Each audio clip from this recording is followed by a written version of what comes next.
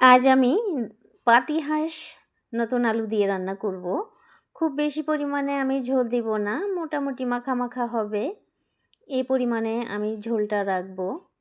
আসলে ভুনাই করব। আমি 2টা পাতিহাঁস নিয়েছি। হাঁসগুলো আমার বেশ সুন্দরই ছিল, মানে বেশ ভালো, খুব বেশি বড় না আবার ছোটও না। মাংসগুলো বেশ সুন্দর হয়েছিল। আমি সুন্দর করে কাটা বাছা করে পরিষ্কার করে ভালো করে ধুয়ে নিয়ে এদিকে আমি কড়াই বসিয়ে দিয়েছি চুলাতে, পরিমাণ মতো সয়াবিন তেল দিয়ে দিয়েছি। আর এখানে আমি 5-6 টেবিল চামচ পরিমাণ আদা রসুন পেঁয়াজ একসাথে বাটা পেস্ট আমি দিয়ে দিয়েছি। আমরা সবাই কম বেশি জানি হাঁসের মাংসে একটু মশলা বেশি লাগে। আর এদিকে আমি হলুদের গুঁড়া, মরিচের গুঁড়া, ধনের গুঁড়া, আস্ত জিরা, আমি মশলাগুলো সব আস্তই দিয়েছি।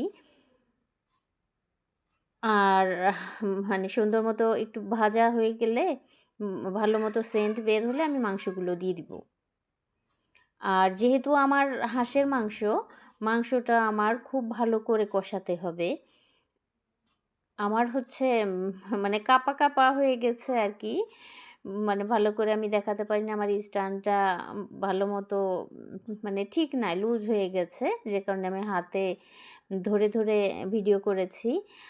আর সেজন্যই ভিডিওটা আমার বেশ নড়াচড়া হয়ে গেছে আর কি। তো যাই হোক, এই পর্যায়ে আমি একটা লেবু 4/1 দিয়ে দিয়েছি। যেহেতু হাঁসের মাংস, একটু লেবু আপনারা অবশ্যই দেওয়ার চেষ্টা করবেন। আর অবশ্যই ভাজাটা যেন ভালো হয়। ভাজাটা ভালো হলে মানে কষানোটা, তাহলে আর কোনো গন্ধ থাকবে না। অল্প জালে আপনারা ঢেকে ঢেকে রান্না করার চেষ্টা করবেন, তাহলে টেস্টটা সুন্দর আসবে।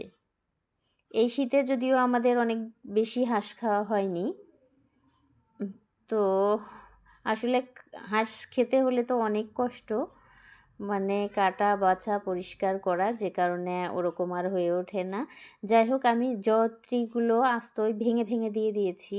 জয়ফলও গ্রেটারের সাহায্যে আমি একটু গ্রেট করে দিয়েছি। আর এখানে আমার কয়েকটা এলাচ দিয়েছি। মানে ওই যে বললাম না, হাঁসের মাংস তো একটু মশলাটা বেশি হলেই ভালো হয়। আর আমি এখানে বেশ কয়েকটা টমেটো দিয়ে দেবো, 2-3টা মতো, মাঝারি সাইজের, একটু ঝোলটা গাঢ় করার জন্য। অবশ্য আমার মশলাও আছে, আর টমেটোটা দিলে বেশি মজা হয়। আর আমি আলু দিয়েছি, 4-5টা আলু দিয়েছি। আর এখানে আমি পরিমাণ মতো ফুটান্ত গরম পানি দিয়েছি। আর আমার বাচ্চারা মাংসের মধ্যে ডিম খেতে পছন্দ করে, সিদ্ধ করে রেখেছিলাম ওদের খাওয়ার জন্য, তো ওরা খায়নি, বারবার বলেও আমি খাওয়াতে পারিনি। তো এভাবে যদি মাংসের মধ্যে ডিমগুলো দিয়ে দিই, ওরা খেতে খুব পছন্দ করে। আপনারা একবার হলে ট্রাই করে দেখবেন, আসলেই মজা হয়। আর এই মাংসটা আমার এত মজা হয়েছিল, সত্যি কথা অনেক মজা হয়েছিল। আমরা অনেক মজা করে খেয়েছি, 2-3 দিন ধরেই খেয়েছি। আসলে বরকত দিয়েছিল হাঁসটা।